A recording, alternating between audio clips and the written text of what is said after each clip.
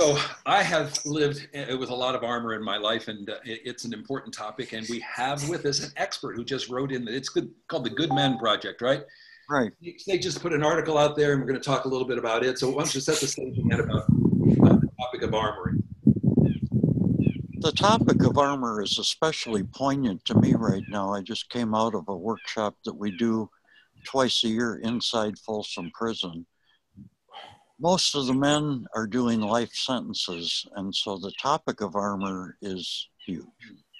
The workshops revolve around men exploring their emotions, becoming real, looking at where they've screwed themselves one way or another. And the armor that's required to survive in prison is considerable. One of the parts of this workshop for all of us, for the men from the street that come in and for the men who live inside the prison, in order to do that work, in order to sit down and honestly relate to one another and share, be vulnerable with one another, means we need to drop that armor. We need to unsnap it and remove it. And because these men live in prison, and because all of us walk the earth, it's reckless to just discard the armor. So the topic of the article is how important it is to have a relationship with your armor, become aware of it, explore it, develop a certain amount of grace with regard to putting it on or the appropriate time to take it off. And so that sets the topic. And it's a big topic. I don't expect we'll do much but scratch the surface. For myself, it began with realizing that I really didn't know what the hell I felt. I knew what I thought. I didn't know what I felt. And anything soft and tender in terms of what I felt, believe me, I felt it inside, but acknowledging it was a whole nother hurdle. So those who are watching this may not know the next fellow I'm going to ask to speak. That's Bill Elbring, sitting next to Snake, and Bill has been a leader in men's work and other inner work for many years, and a mutual friend with all of us. And Snake's visiting you after having been in Folsom. You know about the work there. What is the armoring that you judge is going on in your world right now, since around you so many people had their homes burnt? And what's happened to your armor and the way in which you protect or don't your emotions now because of that experience? Well, although I didn't call it armor at the time, I just called it protection. In fact, I wasn't even conscious of the importance of even understanding what my protection was. But I'm now clear as I look back. I discovered my protection was my intellect. I would cocoon whatever I saw as threatening, be it a woman, be it a situation, with whatever intellectual framework I could build to keep it at the right distance for me. That was my armor. What I didn't realize about it at the time, and it's my work to realize the cost of doing that unconsciously. It kept people away. It kept people from trusting me. It kept me from trusting me. It kept me from trusting people. I mean, it was a bad deal all the way around.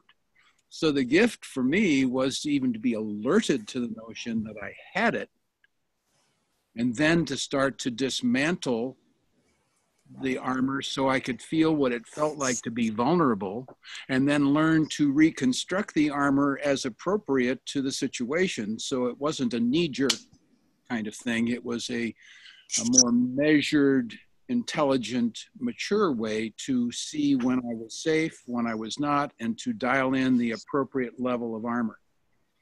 So this might be the time to bring in the topic of the fires then. So to what degree has your armor been adjusted by this experience?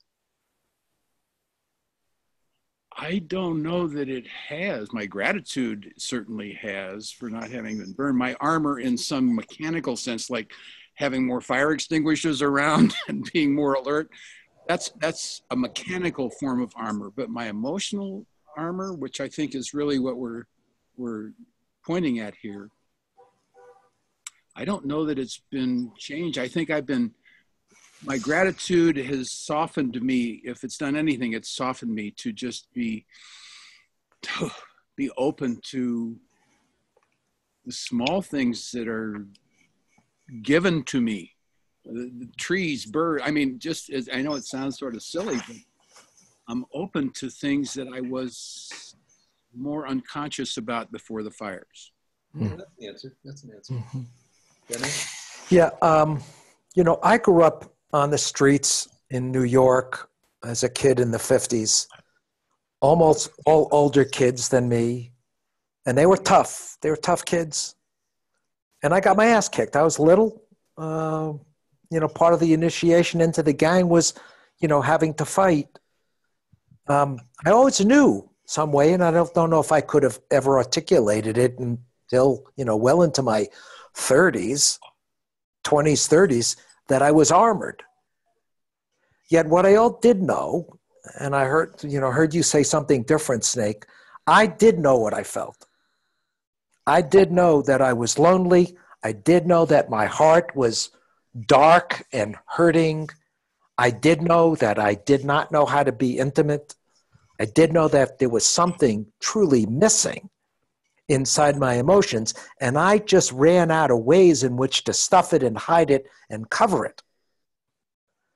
And maybe there's a blessing that each man has to reach a place where he realizes that his armor does what it was meant to do when it first came on, to protect and defend.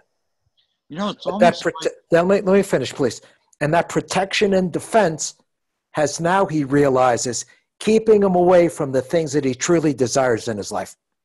And the only way to get meaning and connection and intimacy is needing to drop that armor. There is no way to get it and keep it up. Just no way.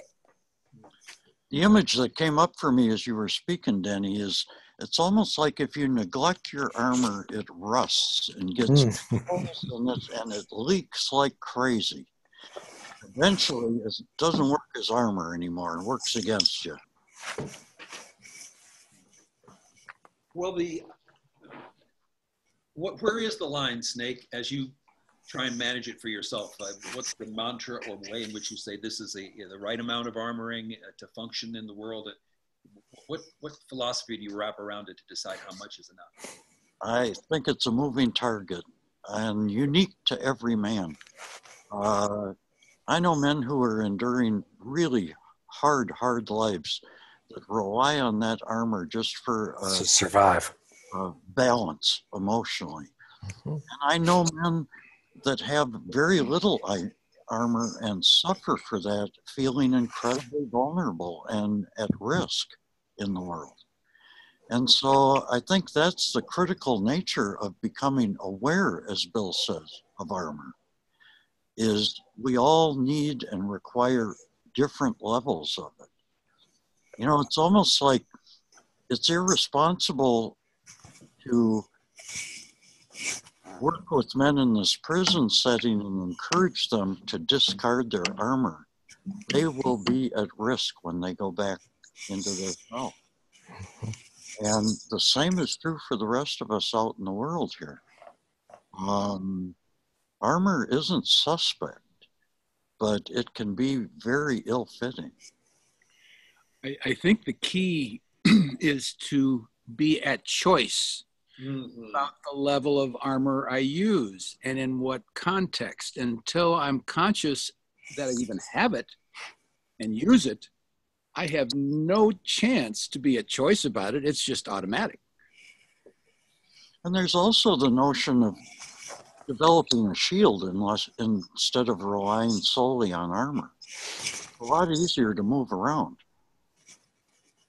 Yeah. As I age, I find that I'm far better at deflecting what I would have perceived as an attack and not taking it personal, using a shield rather than walling myself off behind armor. You know, I'm not sure where what I'm thinking about may go or may take this conversation, but if I can swap out the word ego for armor, it takes on a whole different nature to it, that it is not now about the armor that we need for our survival, although the men in Folsom definitely need that, but the armor that we need in everyday social interactions living in a non-threatening environment. It's the ego that throws up that armor. It's more subtle, but I think it's as effective, and it tries to accomplish the same purpose, is protecting some vulnerability in me. Mm-hmm. And then there's another dimension I'll just toss in there. We may not want to chase it, but the difference between the armor I use around other men versus that I use around women. Yeah. Say more about that, because that conversation's been so up this week. Yeah. Well, of course, in the men's circles, we work around stuff about women all the time, because it's such a nuanced response that's called for in dealing with a woman. On the one hand, men can discount him. Oh, that's just a woman talking. On the other hand, women can slice and dice men and leave them in a bloody heap with just a few words. And to know how to dance with that kind of energy is a very different experience than knowing how to be the tough guy, being raised around tough guys. No, different deal. And again, it's more of the art of knowing what is worthy of you bringing out the big guns armor versus going, this doesn't really apply to me armor. Yeah. I always want to hear when the subject of how to handle or how to be with women comes up. What do you think? Well, I'll let you know when I figure it out. that ain't knows. Yeah, no. I just make good guesses. You know, I'm noticing, Jan, in these online conversations on the men's school, that's who we are, by the way, the men's school, where suddenly women are participative in the dialogue. And there are smart women, couple of three smart women out there that make me think that I feel a little bit disarmed, that I feel a little bit more vulnerable in sharing, and part because, this is my judgment, the language in this opening of this gender conversation, the language has gotten so complicated that there's so many politically correct words or incorrect words that land with a little ouch. I don't even fucking know what they are. So I'm a little bit more cautious about responding or replying to something. And I feel like I'm just a little more armored in my language, for fear that if I say something inappropriate, if I offend, boom, I'm going to get poked. And it's like, just the natural instincts to protect against that. Yep. In the new lingo, it's called covering, as I understand it. Okay. I'm consciously uncovering. I am stepping into the man role as loud and clear as I can, and having delicious conversations that do stay so far open to the possibility of actual dialogue, where we're trying to actually learn from one another, rather than the normal Facebook discussion where I'm just trying to convince you of my opinion. Yep. It's been rich, and I've learned so much about the way in which, way back, as you were saying, this ability of the woman to deny me my very life from infancy is still alive in the ability of a woman to say something and cause me to feel. Yeah, I continue to feel and sense that this part of our men's work, dealing with the mother, we haven't done much of. And it's very scary and dangerous territory. But necessary. There's a peculiar schism in that too. My mother died 9 years ago, and I went to sit with her body. She died at home at my sister's house. And I always had this story about my mother. I don't ever remember being touched. I was loved and cared for, but she was good Scandinavian. I don't ever remember being touched. And made a story up how it influenced my intimate relationships and, you know, my sexual experiences and my willingness to be physically intimate, not just sex, but in general. And when I went in to sit with my mother's body, I held her hand. And suddenly, I remembered her hand, the feel of her hand, smoothing my hair, holding my hand crossing a street. And I realized, no, I had been touched many times. I was looking for hugs and kisses, and no, I didn't get too many of those. But I got the caring, attentive hand of a mother and remembered that, holding her hand as she's fresh in death. And it just struck me like a thunderbolt that I didn't have that story about the feminine, about my mother. It had you. Yeah. Anybody got anything to share to finish this? Because this is beautiful. And once again, I'm honored to be part of this conversation. Bill, you got to join us again. It could happen. There is one remark I want to toss into this, and you may cut it out, but I've been, of course, trying to figure out the universe ever since I knew there was one. And there's a piece of this conversation I think I'd like to toss out to you guys to help me think about. One of the guys that's wise in our I group says man has three functions: provide, protect, and procreate. And, you know, that's painting with a broad brush, but I don't think it's too far off the mark. And here's where I'm going. Procreation part. I believe, I'm big on Occam's razor. The simplest explanation is the most accurate. I believe that at the core, at a primal level, we men fear cutting off our opportunity to procreate by making like Denny was saying, making the wrong kind of comment to a woman, even though it's not your love interest, even though there's not that's not the point.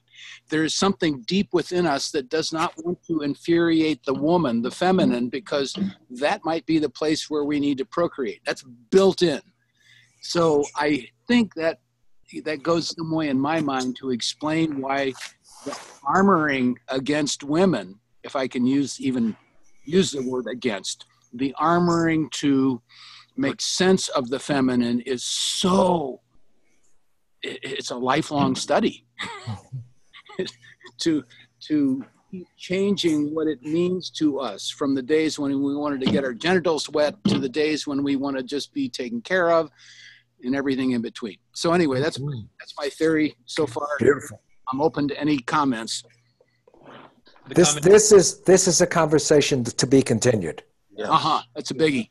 Thank you, Bill. Good. Cool. Beautiful, Bill. Thanks, Bill, for coming, for showing up. Like, it's been a while. Love you, brother. Well, Welcome. I love you. I want to see the men's school reach out and touch more people. It's just a great idea. And now maybe we were talking earlier about having all this social media. Maybe this is the highest, best use of social media. Good. There have been responses to the conversations we're having that are saying just that. It's becoming an oasis in social media for some people to have conversations that might actually turn into dialogue. Good. Blessings, men. Thank you.